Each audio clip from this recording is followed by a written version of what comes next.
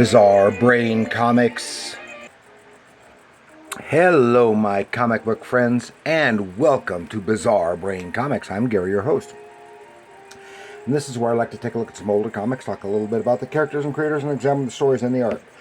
And this time, we're going to take a look at The Legend of the Shield annual from Impact Comics. But before we do that, talk a little bit about my two books, Bizarre Brain Comics Anthology and Bizarre Brain Comics Presents Heroes. This one is the anthology. Oh, it's some various humorous things, a couple of little adventure stories.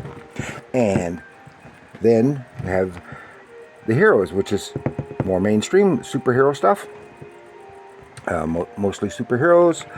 And we got a little bit of horror and hey, got a Western story in there too. Both available for online at Amazon or on it's $7.99 each.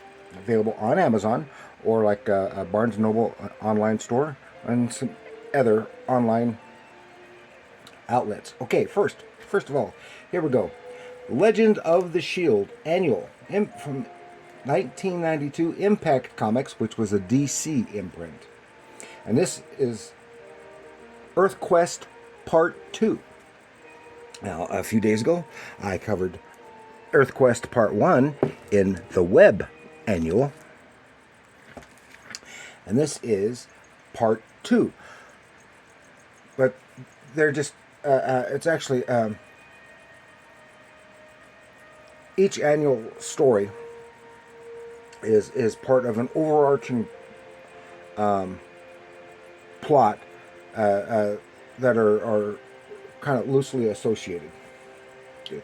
And this Legend of the Shield is writer Adam Blaustein with art by J.J. Birch and John Lowe. Okay, the series is by Impact, which is the DC imprint, which ran in 91 and 92 for a total of 16 issues plus the annual. And the Shield was licensed, as the other Impact characters are, licensed from the Archie line of superhero comics by DC for the Impact line. Shield debuted in Pep Comics #1 in 1940. And that was just a few months before Captain America made his first appearance. The Shield was the first patriotic superhero character created by Harry Schorner and Irv Novick.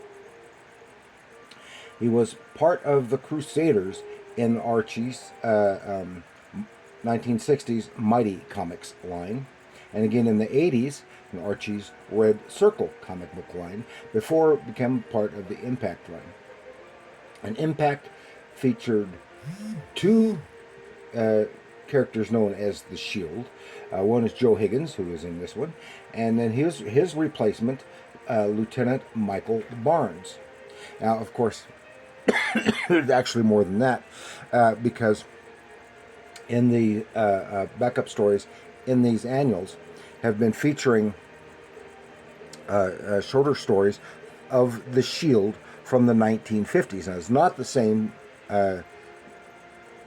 Joe Higgins character as we see in this one, but there's if I remember correctly, this Joe Higgins he's in the military and he was selected for this, and if I remember correctly, his father had been a previous Shield, and of course he doesn't have superpowers. It's the suit. The whole suit is armored and stuff, and he makes him super tough and stuff. So let's have a little look here. Of course, this is larger, square bound, and a larger comic. Impact trading card inside. Well, we don't have that Impact trading card because they were originally in plastic. I think in plastic bags with the trading card inside. as well as featuring our Shield main story. It also has a backup story featuring the Web. Again, this is one that takes place in the past. And if you remember from my Web episode, this is the original Web. This Web is an organization, not an individual. And that takes place in the 60s. And then it's the backup story here is another Black Hood story, again taking place in the past, because these are all legacy characters. Okay, so Legend of the Shield. He's in his costume in the woods in Arizona in the summertime, and being confronted by Vikings. Oh, by Vikings in Arizona summer in the snowstorm. Oh, what the heck? This is how it plays into the EarthQuest. And then he has a flashback to how he got there. Joe Higgins grabbed the shield suit. He wasn't sure he wanted to be the Shield, because he was being assigned to it. He is in the military. He's a soldier, and he is they say he's AWOL, away without leave. When I was in the military, it was UA, unauthorized absence. But he snatched that. He got a hitching a ride. He gets off here. This is something weird going on. He hears a scream as the trucker who's getting a ride with dropped him off. He puts on the costume, the suit, and he goes, "What the heck? All these Vikings and this woman screaming, and they're robots." And he just busts them up, no problem. Hey, buddy, those things cost a lot of money. And turns out it's all part of a convention, kind of like a Dungeons and Dragons type thing, except it's LARPing, live action role play, Dungeons and Dragons, and have this castle set up and all this other stuff here. So it costs a lot of money. You're going to work for me. So he's there, kind of like being security or whatever. Finds the lady who's doing the repair work on the robots that he just busted up. And the whole event is supposed to start the next day, or about to start. It's all these conventioneers, and here we got someone in Star Trek attire, and stuff, and it's being hosted by this wizard. And they said, and they're just like ignoring the snow, and it's like Arizona in the Arizona in the summertime. It's just some kind of freak weather thing. It's like that other freak weather, like that freak earthquake thing that happened a few days ago, which is referring back to the other one. And they make references to the other stuff. And here he's looking around in there and seeing the controls, and turns out that this are tied to some villains that see here the Comet dealt with in issue 1 of. It's of his regular series. Okay. But this is all supposedly legitimate. They don't know what's going on. So these nerds are going through the dungeon thing in the castle. Things start happening, and they're saved by these Valkyries. They're supposedly killed, and they're taken away. And while they're talking, it says, "Journey with us now to Valhalla, where death is merry and gay. Remember to visit Galahad's gift shop on your way out. All major credit cards accepted." I mean, that's why they're carrying the unconscious victims. Because fortunately, it's not real stone. It's all prop stuff, so it's lightweight. Then another group is going through and said something's going on. So they're trying to figure out the computer is not acting properly. That's controlling this. It turns out the guy who's in charge who works for his father and set this whole thing up in the first place. He had used some kind of program that was supposed to enhance everything. Well, it enhanced it all right, screwed stuff up. The computer thinks it's in charge, thinks it's supposed to win, because he didn't realize it's actually some kind of military program. and it's working by trying to take everybody out. So they're being attacked by all the little robots, attacked by a monster, a kraken type monster in the water, having to punch it out, and he manages to get out. And the wizard is the actual father, or playing. No, he's not the father. He is the guy who appears to be in charge, but he's not. He's just an actor playing a role. And so they're trying to get, well, something's not going on. People aren't coming out. He smashes through doors, and they're being, that armor that the computer robot operating lady is now being controlled by because it interfaced her to help program the robots. Well, now the computer is programming her armor, so she can't. So she's fighting. The robots follow her lead, but she can't stop it. It's all done by the computer. And of course, Shield punches out all the robots. Part of the castle is being flooded. People are going to drown. He manages to get shut off get the scientist lady out of her computer controlled armor, and they're still being attacked by like goblins and stuff, robots. They're not powerful robots. They're just animatronics there for show. So, but they're working against him, and he has to get up to the main computer, which turns out the main computer has the dragon at the top. Oh my gosh, he's grabbed people. He's grabbed those people. The dragon has. The computer's trying to fight Shield. He grabs a lance, gets on top. The dragon takes off. The dragon bot, should call it a dragon bot. He manages to start to tear the head off, but the main computer is still farther down inside it. And he makes his way inside and destroys it, and the thing crashes down. And that, everyone's safe. See, and all this,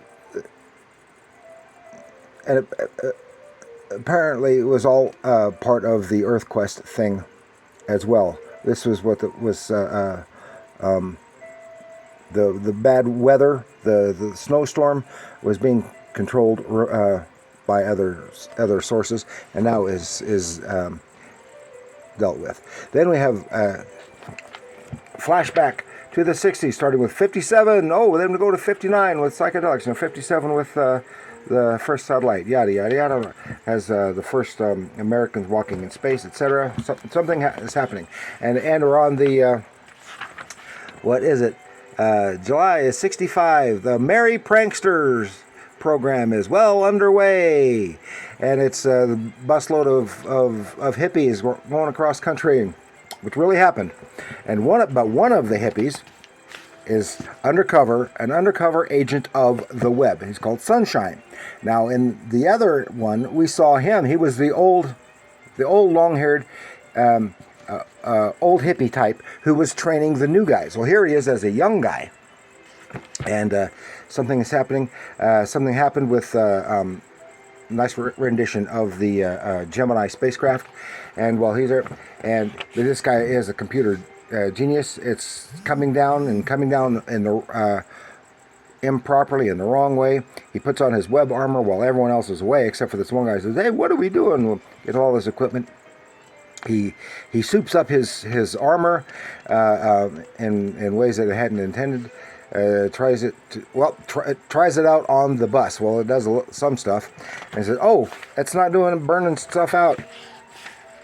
He has web connect him to the nearby power company, and they don't like it, but they have to help him, give him some big equipment and some big power. And when the spacecraft comes crashing down improperly, he's able to using his, power from his armor to soft land it and save the astronauts, while the hippies are just woo woo tinga tinga tinga boy. Then we go to the Black Hood story again. As in the first one, it's this fellow who has giving a talk about the heroes. This is a guy who is the publisher, the editor of I Love Heroes. And here again is another story that he thinks is an incident of the Hood in history. In the what was it 1890s? I think it is. A British officer in India who is supposed to be taking out some rebellious people in India, and he thinks that was the Hood. But he takes him out. He's got the Hood, and then he winds up fighting for justice in India, and has resigned from the army, etc. It's a convoluted story. It's mostly being told rather than shown. In this case, some interesting artwork. Now, I like the artwork better in this Shield story. Some really nice stuff. I like that rendition. Oh, and I wanted to mention all of the covers to the series of annuals is done by what's his name, George Pratt, and it's interesting, very kind of loose, sketchy. Active style. I'm completely unfamiliar with him, but the style really reminds me of Bill Sienkiewicz's art. So it's all around a nice, decent storyline. Completely different from the stuff that we had seen previously from Archie. And of course, I like the Shield. He was a big character in the 40s, and modest. All of their Mighty Comics line was very modest in the 60s. But so far I've liked all the versions of these that I have read to date. Some of the newer stuff, I guess DC had licensed them again for a short time, about 10-12 years ago, but I've never seen any of those. But that's all I've got for you this time with The Legend of the Shield Annual #1, and it's the only one that they did of any of them. So thank you for joining me. Please like, share, and subscribe. Do leave your comments down below. Are you a Shield fan? Have you read any of the versions of the Shield or these Archie superhero characters? Let me know what you think of them in the comments below. And remember, comics are art.